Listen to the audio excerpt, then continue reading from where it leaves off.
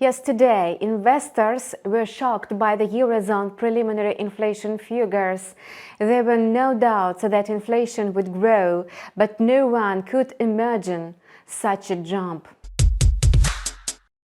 According to the most pessimistic forecast, inflation should have increased to 10.4%. In effect, it surged to 10.7%. At first, the market stagnated and closer to the US rate. The euro started falling, though very slowly. Analysts had foreseen the euro's appreciation. The fact is that such a jump in inflation may force the ECB to hike the benchmark rate even by 100 basis points as early as December. It seems that the market has not realized such a possibility yet and remains a bit puzzled. Today, the market is likely to revive only during the US rate, since most European countries, including France and Italy, are celebrating All Saints' Day. Even in some regions of Germany, people are not working because of the public holiday. Meanwhile, in the United States, today is a working day. Only data on the US job openings may prevent the market from recovering. According to the forecast, the number of open jobs may advance, which will confirm the improvement of the US labor market conditions.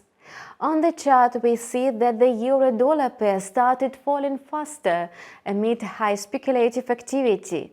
As the result, the pair slid below 0.9900.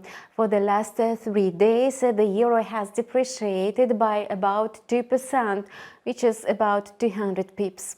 The speculative activity, which led to an increase in the volume of short positions on the euro, was local, and that's why the pair opened a new trading day with a rise above 0.9900. Under the current conditions, traders should monitor the price behavior above 0.9900. If the euro-dollar pair consolidates above this level, it will have more chances to return to the parity level. The downward scenario will become possible if the price settles below 0.9900, which will boost the number of short positions. Thus, the area of market participants' interaction may slide by 50 pips to 0.9850. Meanwhile, the pound-dollar pair also dropped because of the positive correlation with the euro.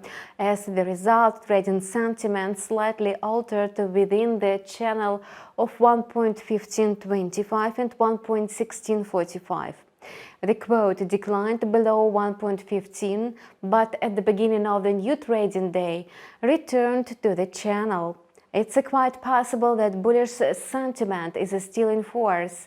That's why the price fluctuation between the levels of 1.1525 and 1.1645 may attract buyers of the assets, thus leading to the prolongation of the upward cycle.